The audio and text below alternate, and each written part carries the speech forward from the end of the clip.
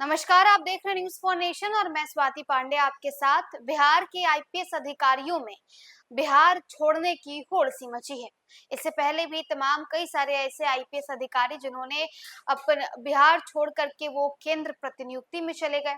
अब ऐसे एक और जो खबर निकल कर सामने आई है उसमें आपको बताएं तो बिहार के 5 ऐसे वरीय आईपीएस पुलिस अधिकारी हैं जो बिहार छोड़ना चाहते हैं और केंद्र प्रतिनियुक्ति में जाना चाहते हैं, जिसे लेकर के बिहार सरकार की तरफ से एनओसी भी मिल चुकी है, यानी उनका रास्ता साफ हो चुका है।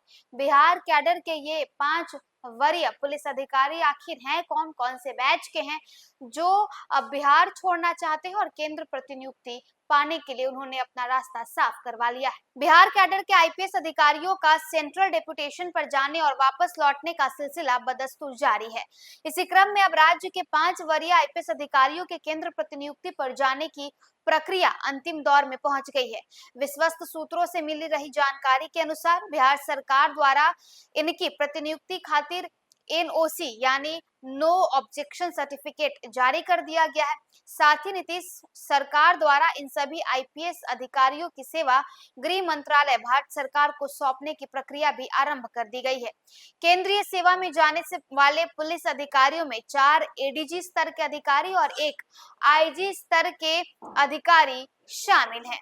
बिहार में वर्तमान समय में वरीय आईपीएस अधिकारियों के बीच सेंट्रल डेपुटेशन यानी केंद्र प्रतिनियुक्ति पर जाने की होड़ सी मची हुई है। इसी का फलाफल रहा है कि नीतीश सरकार द्वारा 30 अगस्त को ही एक साथ बिहार पुलिस के डीजीपी रहे आरएस भट्टी और वरिष्ठ आईपीएस भृगु श्रीनिवासन की सेवा भी गृह मंत्रालय को सौंपी गई। तब से लेकर अब तक आईपीएस अधिकारियों में सेंट्रल डेपुटेशन पर जाने की होड़ सी दिखाई दे रही है। अब तक आधा दर्जन आईपीएस बिहार से बाहर विभिन्न केंद्र एजेंसियों में सेवाएं देने खातिर बाहर जा चुके हैं। इनमें कुछ प्रमुख नाम हैं एडीजी नैयर हसनैन खान, डीआईजी सुश्री किम, सारण क्षेत्र के डीआईजी विकास वर्मन, पूर्वी चंपारण के पुलिस अधीक्षक रहे कांतेश मिश्रा, वहीं कई अन्य कतार में हैं। बताएं तो सूत्रों के अनुसार वर्तमान में 4 एडीजी स्तर के अधिकारियों की भी केंद्रीय प्रतिनियुक्ति पर जाने की कवायद जारी है। सेंट्रल एजेंसी में जाने की प्रक्रिया को अमली जामा पहनाने की कवायद में जुटे वरीय आईपीएस से सबसे पहला नाम है 1993 बैच के आईपीएस एडीजी सुनील कुमार झा। मेरी जानकारी के अनुसार वे सीबीआई में बतौर डीजी इन पैनल होने के बाद से ही केंद्र प्रतिनियुक्ति पर जाने की प्रक्रिया प्रारंभ कर चुके हैं। इस कड़ी में दूसरा नाम 1994 के अधिकारी एडीजी निर्मल कुमार आजाद का है, तो वहीं तीसरा नाम 1995 बैच पुलिस अधिकारी और लंबे समय तक बिहार एसटीएफ की कमान संभालने वाले अधिकारी सुनील मानसिंह खोपड़े है। वहीं चौथा नाम है 1996 बैच के अधिकारी सुधांशु कुमार का, जो पूर्व में भी केंद्रीय तैनाती पर रहे हैं और एक बार पुनः जाने वाले हैं। वही 5वें आईपीएस अधिकारी की बात करें जो सेंट्रल डेपुटेशन पर जाने वाले हैं, ये पूर्व में भी राज्य के बाहर अपनी सेवाएं दे चुके हैं।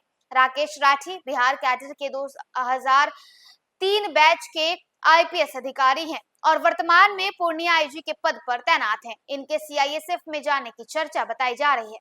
बताएं तो मिली जानकारी के अनुसार केंद्र प्रतिनियुक्ति पर इन 5 आईपीएस अधिकारियों के आवेदन के उपरांत केंद्र एजेंसियों द्वारा प्रक्रिया प्रारंभ कर लिया गया है, जो अब अपने आखिरी चरण में है। पूरी संभावना है कि राज्य सरकार द्वारा एनओसी मिल जाने के बाद दिसंबर के आखिरी सप्ताह में ये 5 वरीय आईपीएस अधिकारी बिहार को छोड़कर केंद्र प्रतिनियुक्ति पर विदा हो सकते हैं। यानी सेंट्रल डेपुटेशन पर जाने की जो होड़ है वो बिहार के तमाम आईपीएस अधिकारियों में मची हुई है। आरएस भट्टी के से लेकर के जो बिहार के डीआईजी रह चुके हैं उन कट जो बिहार के डीजीपी रह चुके हैं आरएस भट्टी, उनसे ये सिलसिला जो है वो शुरू होता है और अब तक ये सिलसिला खत्म होने का नाम नहीं ले रहा है। अब बिहार के 5 ऐसे वरीय आईपीएस अधिकारी हैं जो कि केंद्र प्रतिनियुक्ति पर यानी सेंट्रल डेपुटेशन पर जाने के लिए उन्होंने अपनी तरफ से जो है काम शुरू कर दिया है, जिसे लेकर के अब बिहार सरकार ने भी एनओसी जारी कर दिया है।